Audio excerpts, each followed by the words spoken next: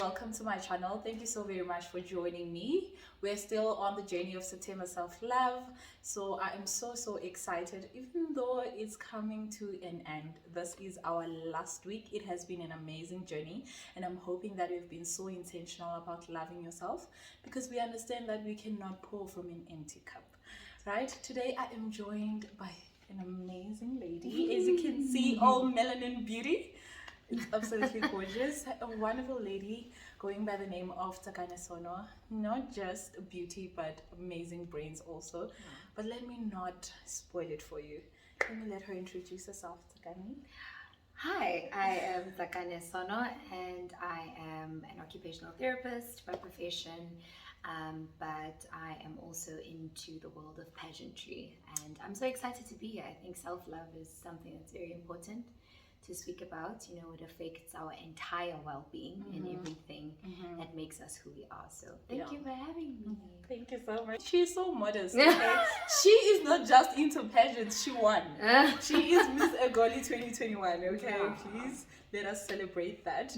Last week we were talking about celebrating oneself. Right. Do you celebrate yourself? I do, but I feel like sometimes maybe I don't do it enough. You know, sometimes you kind of feel like you're not doing enough, and when you feel like you're not doing enough, then you don't think that there's anything worth celebrating. But I've had to learn to step back a bit and take it easy on myself and enjoy the things that I've done, some of the things that I've accomplished, and do little things for myself and celebrate myself. So I feel like I could do it more. Yeah, we all could. Right. We could all celebrate ourselves more. Right. But yeah, I try. As an occupational therapist, Yeah. how often do you see people's self-love affected as a result of the things that they're going through? Well, yeah, I see it all the time, especially because right now I'm working in psychiatry. And in psychiatry, you know, you see people with a lot of mental health issues and a lot of struggles, and those things definitely affect self-love. If you are going through something and you are being stigmatized at work because now you have bipolar and no one understands it, it affects your self-love. Yeah. If you are an addict and you are on a road to recovery but no one believes that you can make it, it affects your self-esteem, right? Yeah. Which is all attached to our value of ourselves and our self-love. So I see it all the time. Everything we go through affects our love for ourselves. Yeah. And I have seen, like, you're an advocate for mental health. So this is the reason why I actually brought you here with this topic of acceptance. Yes. And of course, by extension, with your work, it takes a lot for somebody to accept their condition and move past that. How do you deal with all of that? Self-acceptance. I think one of the hardest things I see is the fact that because there's so much stigma attached to mental health in our society, it makes it difficult for a person with mental health issues to accept that. And so sometimes you do find people are in serious denial, as one would be, you know, if something tragic happens to you, or you find out that something hectic is going on in your life, and you're like, you know, it takes time to accept. It's not easy to accept certain things. So there's a lot of denial, and that's mostly affected by what we see in society. That because society has these stigmas attached to these different things, you are also more likely to not be accepting of your own struggles, because you're like, you know, once you have to come to terms with it, then you have to, you know, go back into the community, accept that, talk to people about it. You know, it's just a long process. So oftentimes people do tend to hide, you know, and not accept what the difficulties they're facing. So let's get a bit personal. Oh dear. What is self-acceptance according to you, according to your life? Like, if you were to say yes and no, I got to really accept myself, it was at this point, and this is how I define acceptance. For me, self-acceptance has a lot to do with self-awareness. I feel like you can't fully accept what you don't know. And when you don't know something, you're less likely to fully accept it. So for me, I had to go through a journey of self-awareness, know my strengths, know my weaknesses, and know that all of that makes me the best version of myself. And because of that, it's easier for me to accept who I am. I'm not perfect. I'm not, you know, the most wonderful person out there, but I am self-aware. You know, and continuing to be self-aware. Sometimes there are things about myself that I hear for the first time from other people. I'm like, I didn't know that about myself. Okay, I learned something new. And that all helps me to become more accepting of who I am, because I know my strengths, I know my weaknesses. So for me, self-acceptance has a lot to do with self-awareness, because if you're aware, then it's easier to accept. You can't necessarily accept what you don't know. So if you don't know yourself and you don't take the time to dig deep within yourself to see who you are, what are you accepting? You know, It reminds me of the verse in the Bible that says, my people perish because of lack of knowledge, right? And also God does not punish us for sins that we are not aware of, right? So we perish because there's something that keeps on happening in our lives that we are not even aware of. Like something could be eating you up, or you have a very bad temperament that you're not even aware of. And so you're not even dealing with it, right? But the minutes that you are aware, then you can try and find a way to work through that. But I love God also in the sense that He is willing to be patient with us when we are not aware, but we should be careful not to be ignorant. That when things are revealed to us, you know, like you said, there are things that people say that like, whoa, I didn't know that about myself. Like so you learn something new. You learn something new. So it's very important for you not to be in denial, but of course not to accept everything that people say, because not everything is positive criticism. True. Some things are more of an attack. And that's why for me, I always say I don't accept feedback about who I am from everyone. It's only people that know me and people that know my best intentions, people that know my heart.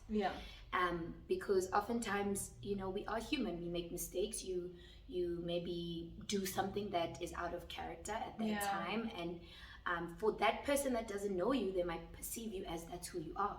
But you want to be careful not to necessarily accept that, because you know you had a moment of weakness.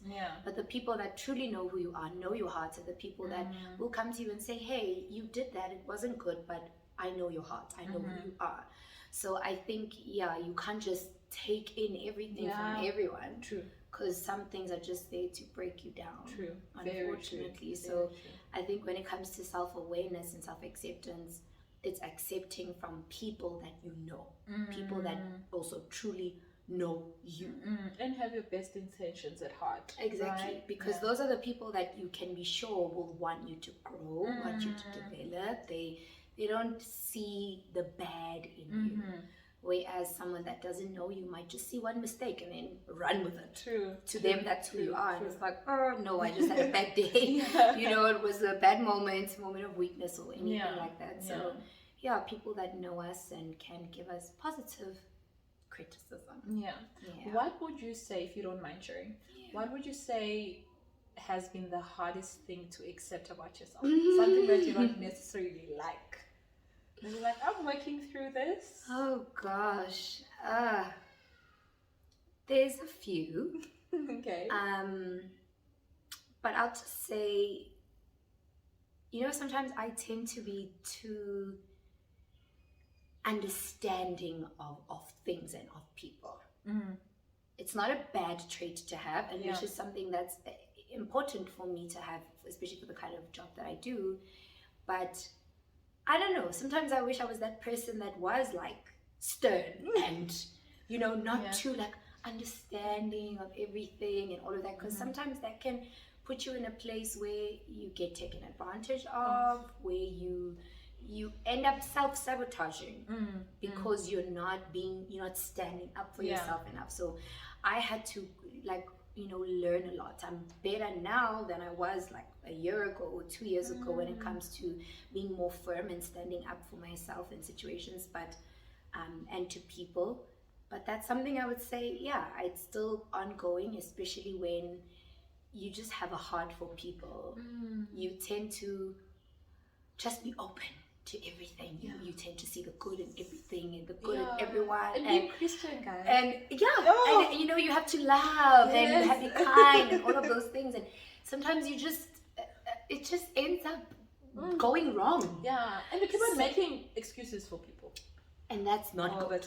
Because what we don't realize about that is we think that we are doing good for that person, but we don't realize that it's actually damaging us on the inside. We are sacrificing our own internal desires, our own need for excellence in terms of how we should be treated. We sacrifice all of that just for the expense of making someone else feel good, and that ends up breaking you. So you end up self-sabotaging. So that's something I'm having to learn to accept and find how to navigate it. And then obviously, you know, we all have physical insecurities and those kinds of things that we have to accept. So there are some of those as well. But I think putting myself out there, being in the world of pageantry has really helped me just accept all of me, love all of me for who I am, my body for what it is, and not try to change and, you know, be too self-critical. Share a bit about that, because I think I read something in regards to your pageant journey, that in high school there's a story in high school. What's the story? There's a story in high school. How did you work through that all the way for you to gain confidence to get into the pageant industry? Oh gosh. Yeah, I think, you know, the story of self-acceptance and beauty for me goes all the way back to when I was younger. But it's tough when you are not the typical standard of beauty in the world around you.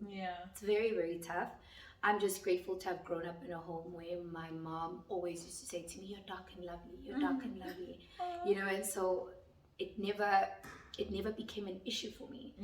But it is quite tough when you start to see that you are looked at different because of your skin tone. You're looked at different because of your size. So that was very, very difficult, and I used to kind of hide, and I used to be the person that would wear extremely baggy clothes. Oh my goodness. People that knew me back then, like when they see me now, some of them are like, "What? You are not the same person." I used to wear very baggy clothes. I used to literally just feel like I want to hide my body. I want to hide everything because I just didn't feel beautiful. I didn't feel like I fit the standards of society. But then I got to a point where I was like, you know what? I'm going to work on myself. I'm going to learn to love on myself. I'm going to learn to accept who I am. And I went on a journey, and it all started with fitness as well. You know, getting healthier, getting stronger, and all of that I saw started to impact my self-esteem so majorly in a way that I never expected. Then I had the courage to enter pageants out of nowhere. I had the courage to enter pageants, and it's been the most beautiful journey. You learn to love yourself. You meet other young women that are also going through the same struggles with confidence, and you get to encourage each other, you know, and feed off of that. So for me, I've definitely come a long way, and I think it's all about learning to not think too much about what people think as well. True. Because as much as we are working towards breaking stereotypes of beauty and all of that, and, you know, self-acceptance of who we are, there are still stereotypes that exist. True. And that's just the truth. But you learn to love yourself and move on from that. So and you're doing amazing, guys. She's doing absolutely amazing. By the way, she is one of the participants for Miss Soweto. Thank you. So please share your votes. She is number 35. MS 35, yes. MS 35. Please do share. I will drop down the details on the comment section about how to go about it. Okay, please Please do. I am begging you. She's an amazing, amazing soul. In and out, I can testify. Thank you. What would you say to someone who's saying, no, I'm accepting myself for who I am. I don't care what people say. But you know, when you look at that person, you're like, that person is very bad attitude. That person doesn't speak nicely. That person is very rude. Oh, like, gosh. well, this is how I speak. Right. You know, this is my temperament. Yeah. Oh, I think we live in a society that sometimes can be toxic in terms of how we encourage self-love and self-acceptance. Encouragement of self-love and self-acceptance is not encouragement of toxic traits within oneself. Not everyone is perfect. We all have things we need to work on, things we need to change, but accepting yourself, part of the journey of self-love is also accepting the things that, if a lot of people are saying to you, that's not, that doesn't work. If a lot of people are saying that it's people that love you, people that know you, you probably should look into that. So I think it's just important to know that self-acceptance and self-love, it's not about living with toxic traits, not working on them. Because part of self-love is actually loving yourself enough to get rid of those traits, to become a better version of yourself for yourself and the people around you. So I think for me, it's a very tough one, because also, sometimes we can be so fixated on what we believe is true, even when it's not true. And that's the power of the mind and the power of the brain sometimes, that I saw a quote that said it was about patients with dementia, people that forget, they lose their memory a lot.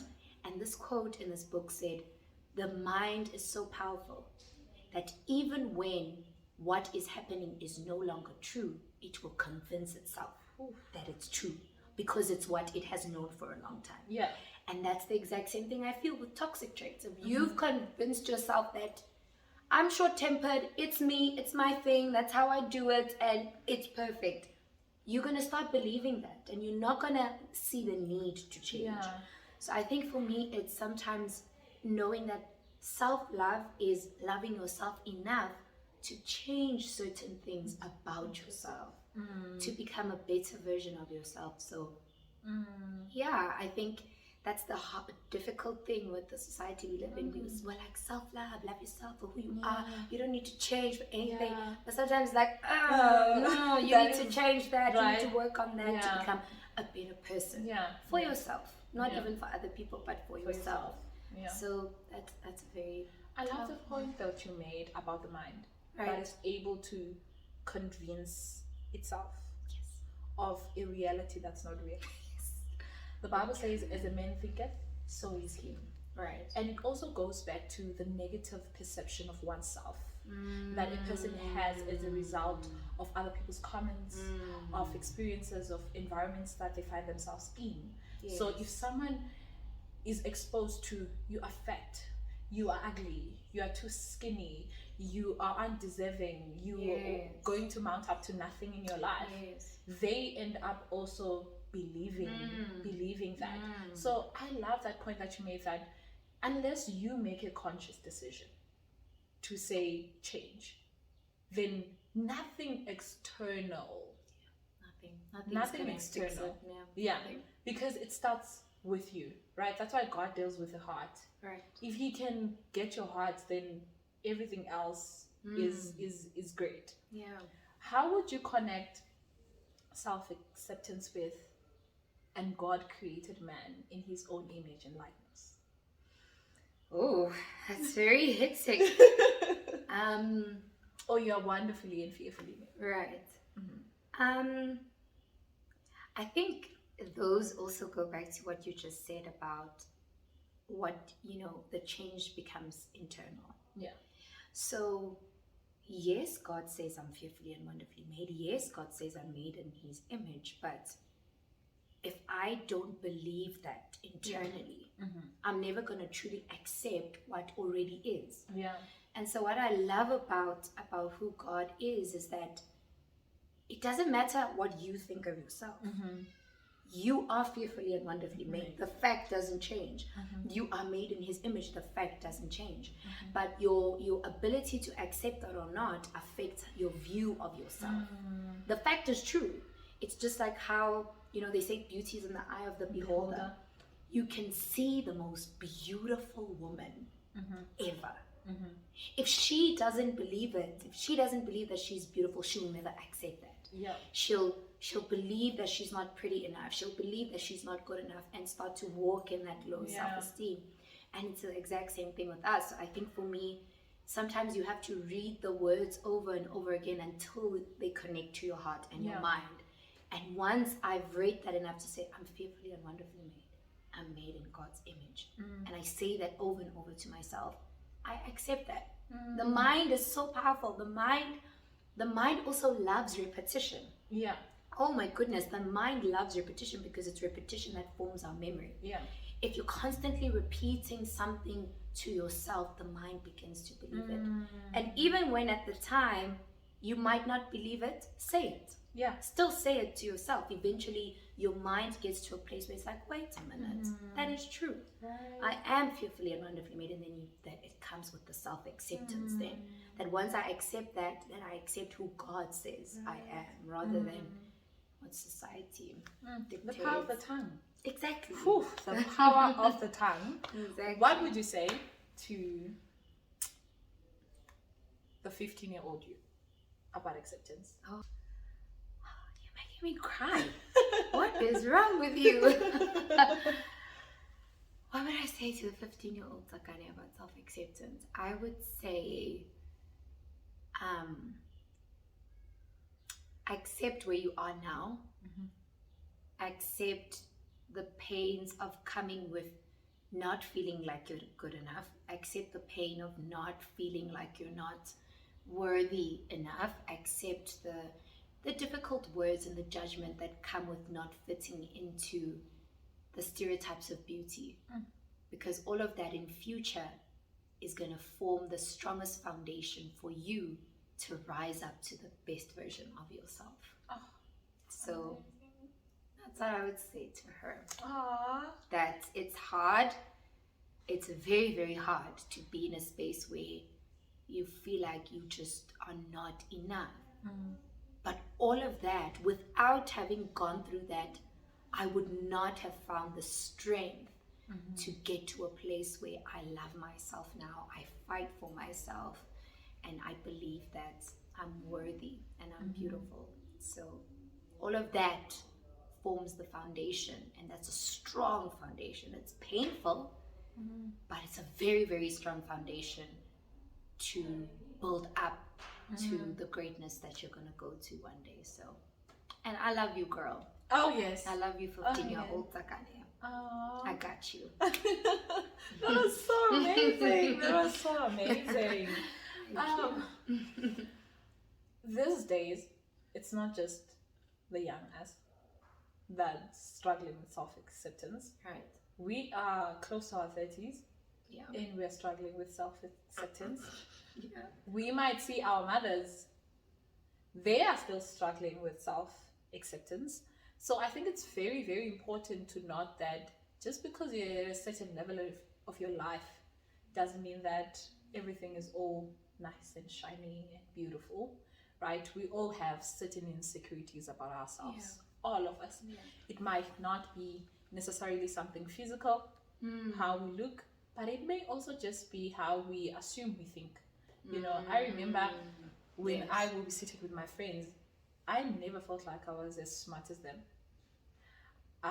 As talkative as I am, I would be very, very careful to say certain things or engage in certain conversations because I just felt like, I'm not that educated, you know? And yes, I think it's okay for you to accept if you're not knowledgeable about something, but I think it goes way beyond you not being knowledgeable when you just feel like you can't contribute.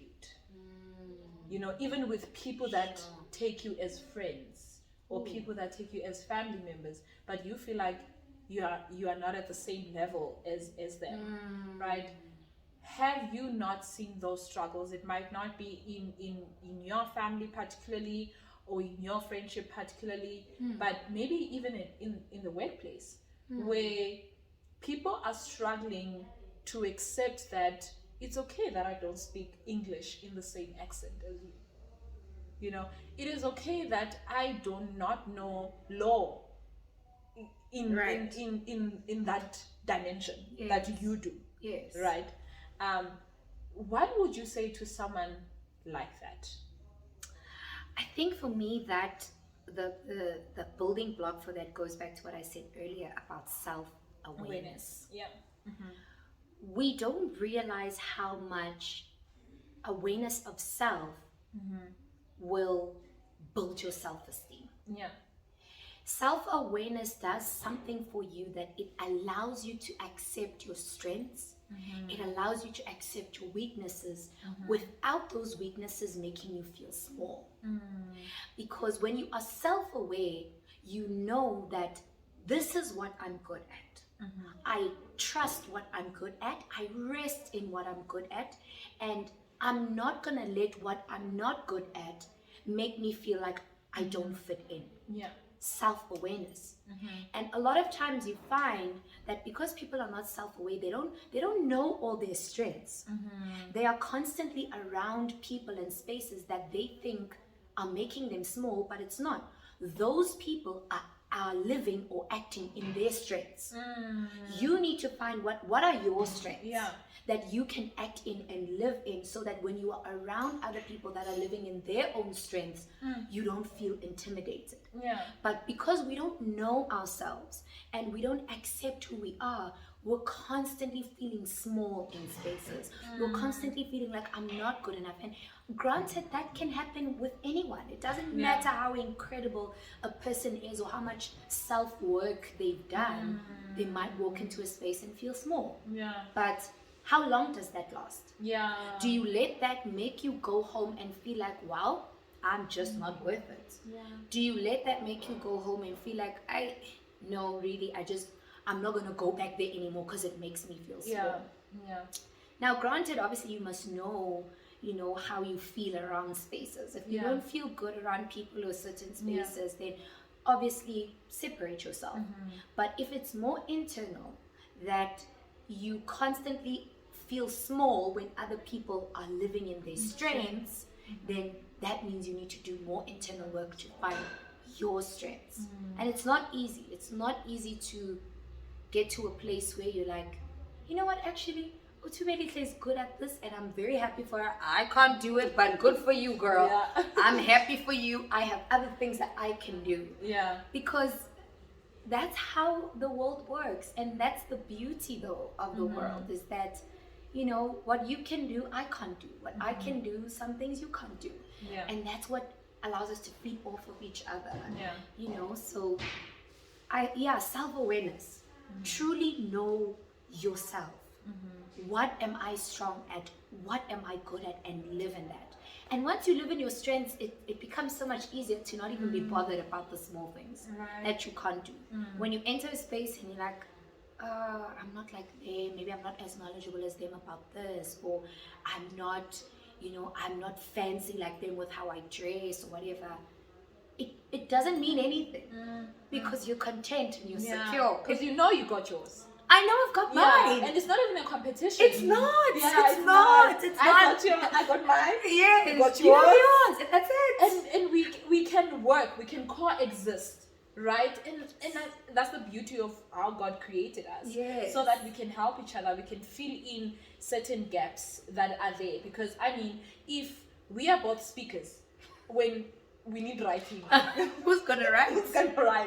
Right? So one of us has to be good in something. Right? I love the point, and I think this is my takeaway for this video, to say people out there are living in their strengths. Live in yours. Yes, live in your strength. Live in your strength. Because the thing is, now we end up saying, Utubeli thinks she's better. Tsakane thinks she's better because she, and it's like, no.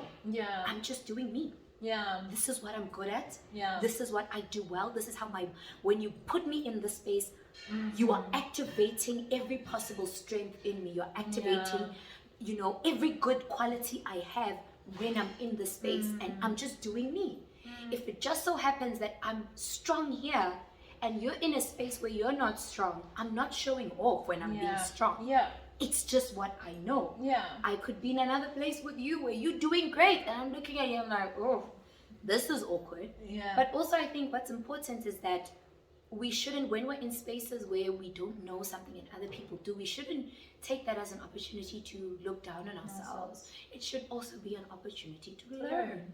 Yeah, because we can't know everything. No. Think about the time when you first went to the gym. Yes. Yeah.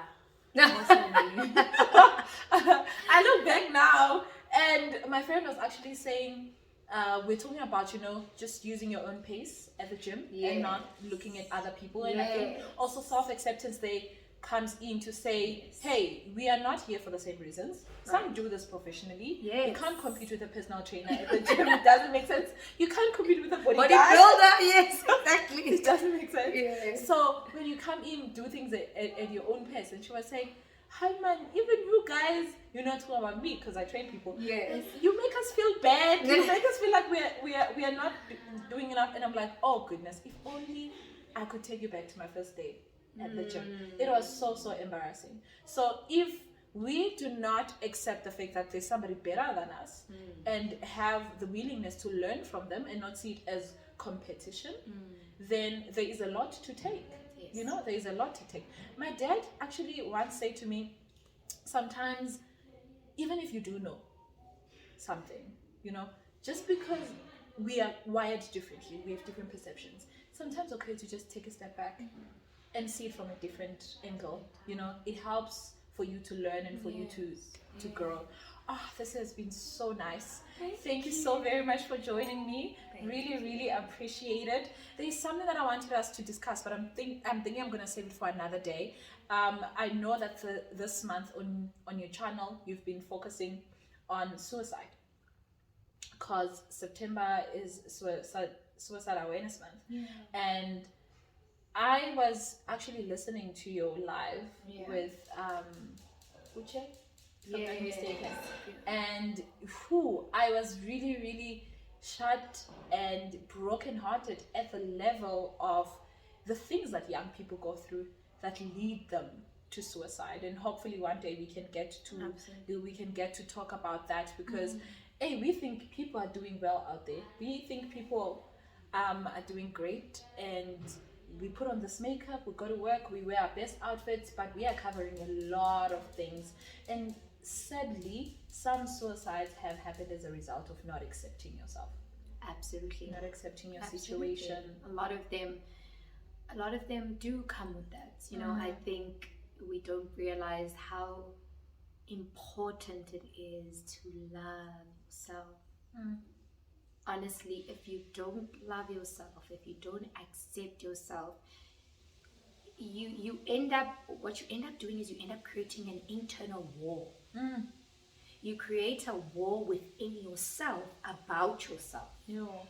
And at some point the mind, there's only so much your mind can take. There's only so much your mind can take, because you need to come to the party and fight. And fight. When it comes to suicide, it's something that it's hard. It's very painful, and something people don't realize sometimes is that it can also be, to a certain extent, traumatizing. I don't know how else to put it, because you find yourself in a space where you're thinking all these dangerous things that you want to do to yourself, and you don't understand what's going on. It's a very painful and dark place to be in, but you have to fight. You have to fight. And you need to speak positive words over yourself, say positive things over yourself, do your best to fight. And I don't know how else I can put it, because with all mental issues, there's only so much that your doctor can do. There's only so much that a psychologist can do. There's only so much that your occupational therapist can do. There's only so much that a social worker can do. There's only so much that everyone around you can do. It's a battle of the mind. You need to fight your mind. And I know that pain. I know that pain of being in a place where you feel like your mind is trapped. You feel like you're trapped within yourself. Yeah. And so you need to fight. You fight with your mind by, speaking positive things over yourself, taking one step at a time. And as you do that, you begin to accept, what you've been through that has led you to that point. You deal with it, you process it, and when you fully accept it, you're able to rise up out of it and finally feel like, oh, I'm alive again. I'm alive again. You were alive, yeah, but you were not fully alive. Yeah. So it's you have to fight and you have to love yourself. And it's an everyday battle. It's an everyday battle. And just because you are not having suicidal thoughts, just because you are not having diagnosed mental health issues, each and every one of us are battling with something. Yep. Every single day we fight ourselves over, oh my goodness, I should have stood up for myself, I shouldn't have allowed that person to speak over me, or I shouldn't have said something, oh my goodness, I should have kept that secret. I should, we are always sleeping up, we are always making mistakes, and part of self-acceptance, you kept on repeating, is being aware that something is wrong, or also something is great. Something is good about you. It's not all negative. Not everything's bad. Not everything is negative. So celebrate that, as we were talking last week. Celebrate that and constantly remind yourself of who created you, and believe in it. Let it not just be a fact that's sitting over there, but actually believe it. Thank you so much, Tsakane. What are your last words of affirmation, of self-love, that somebody can repeat every single morning to themselves? I think these are typical, but they work. Yeah. I am worthy. I am strong. I am powerful. Okay. And I am worthy of my yes to myself. Amen. And I can make it through anything. Amen. Yeah. Amen. Thank you so much, my love. Thank Appreciate you. it. Thank you. Oh, this has been absolutely amazing. Thank you so very much for hanging out with me. If you enjoyed this video as much as I did, please do not forget to drop a like, comment, share, and of course, if you're not part of this family already, join this family officially by hitting out that subscribe button. Come on, what are you waiting for? I'm definitely going to have Tsakane Sono another time. Okay, I will make her a regular. I'm praying over this, because there's a lot to learn, particularly with health of the mind, and she is an amazing physical person who likes to get it done at the gym. So one day hopefully we can shoot at the gym and just share a little bit of the influence that the physical has over the mind, right? Thank you so very much again, and until next time, have a good one. God bless, and